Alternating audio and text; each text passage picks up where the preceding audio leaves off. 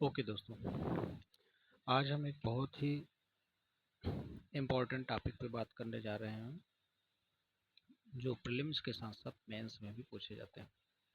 UPSC 2020 के आसपास mains में पूछा गया क्वेश्चन था।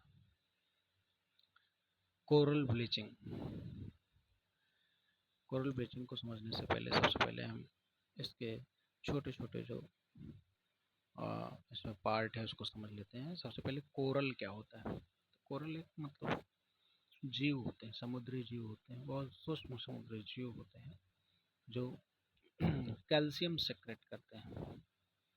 कैल्शियम के सेक्रेशन से ये जीव अपने चारों तरफ एक सेल का निर्माण कर लेते हैं। कैल्शियम का सेल होता है, हार्ड सेल होता है, और जिससे ऐसे ही लाखों, ऐसे ही असंख्य कोरल जब सेल का निर्माण करते जाते हैं तो एक कॉलोनी बन जाती है, जिसे हम कोरल की कॉलोनी बोलते हैं। ठीक है, कोरल बोलते हैं कि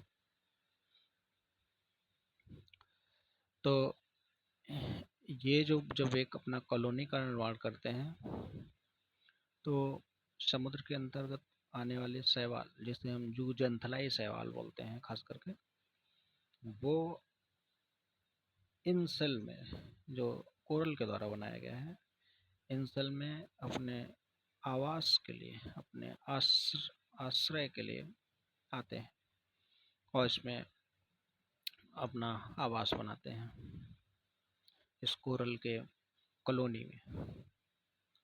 और जैसा कि शैवाल आप जानते हैं फोटोसिंथेसिस क्रियाएं संपन्न करते हैं, तो ये जब फोटोसिंथेसिस करते हैं तो भोजन का निर्माण करते हैं, और जिस भोजन को कोरल ग्रहण करता है, तो दोनों एक दूसरे पर निर्भर होते हैं। मतलब प्रवाल को भोजन चाहिए तो प्रवाल को भोजन प्रोवाइड कराता है जूजंथलाई शैवाल, जो फोटोसिंथेसिस से भोजन बनाता है। और इसके बाद जूजंथलाई को आवास चाहिए होगा तो वो कोरल के कॉलोनीज में आके आश्रय पाते हैं, तो एक दूसरे पे डिपेंडेंट होते हैं। अब दोस्तों, कुछ ऐसा हो जाए कि जूजंथलाई शैवाल जो है वो इनके कॉलोनी में ना आए, प्रवालों की कॉलोनी में ना आए, या किसी तरीके से जूजंथलाई शैवाल नष्ट हो जाए, जैसे समुद्र की बढ़ती एसिडिटी के कारण, जैसे ग्लोबल वार्मिंग के कारण, बढ़ते समुद्र के तापमान के कारण अगर जूजंथलाई शैवाल पे संकट आता है तो हमारे प्रवाल पे भी ऑटोमेटिकली संकट आएगा, क्योंकि प्रवाल का भोजन जूजंथलाई शैवाल से ही आता है। यहाँ तक क्लियर हो गया दोस्तों? तो प्रवाल के एग्जिस्टेंस के लिए जूजंथलाई शैवाल बहुत ज़रूरी है, अदरवाइज भोजन की कमी हो जाएगी प्रवालों के पास और प्रवाल भी धीरे धीरे अपने नष्ट होने की तरफ बढ़ने लगेंगे।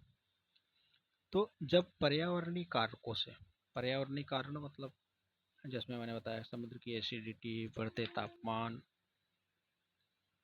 या बढ़ता जल स्तर, अभी मैं बताऊंगा कैसे बढ़ते जल स्तर भी प्रवाल के लिए खतरे हैं। तो समुद्र का टेम्परेचर, एसिडिटी, बढ़ता हुआ स्तर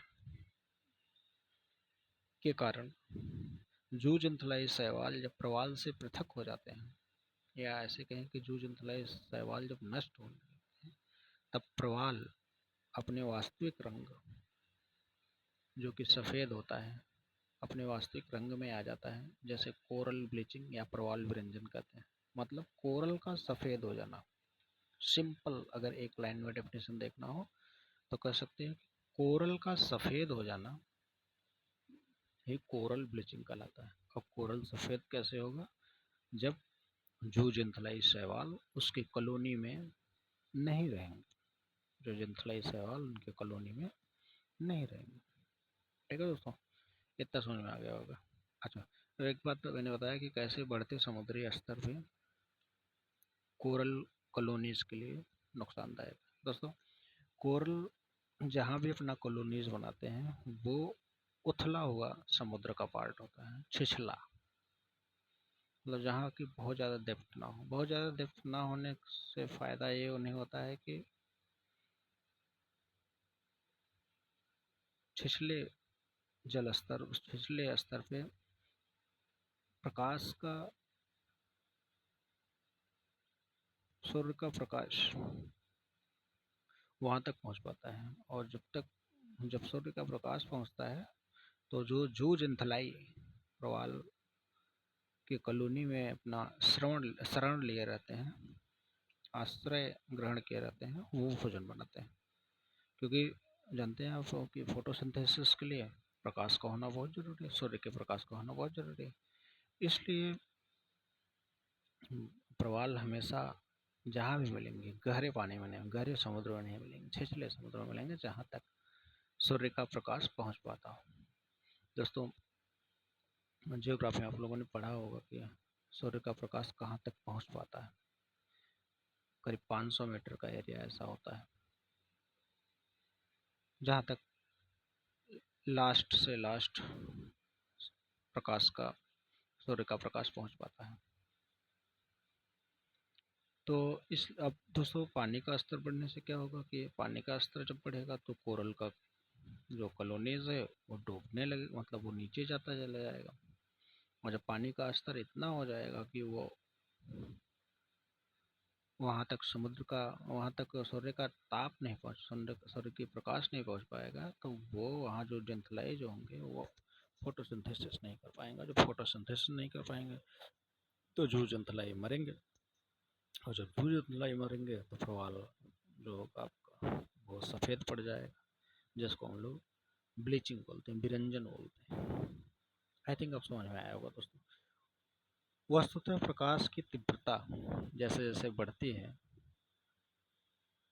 या हम दूसरे तरीके से कहें ग्लोबल वार्मिंग के कारण जो जंतलाई में प्रकाश संश्लेषण की दर अत्यधिक तीव्र हो जाती है।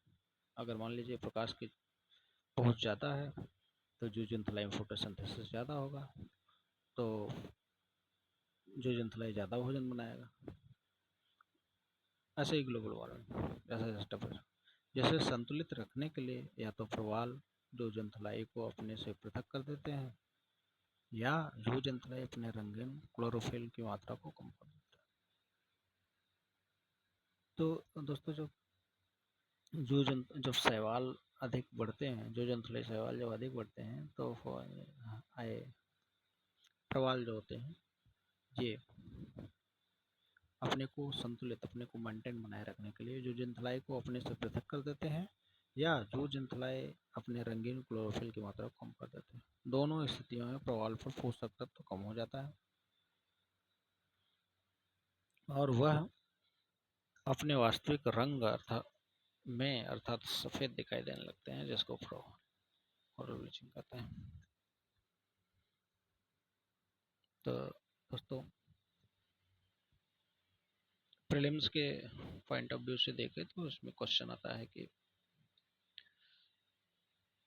कोरल और जो जंतलाई शैवाल का अस्तित्व कैसा है।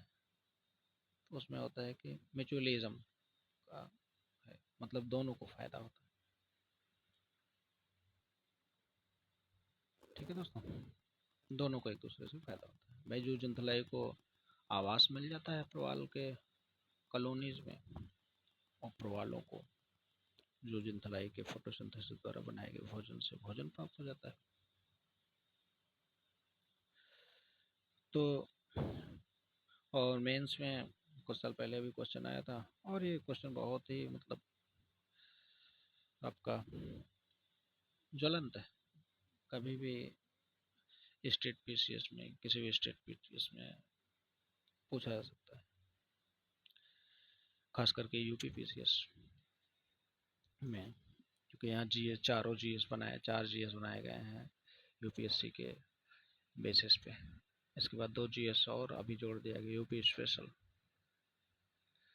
तो वहाँ भी कभी पूछ सकता है कि कोरल ब्लीचिंग से क्या तात्पर्य है, और कोरल ब्लीचिंग हमारे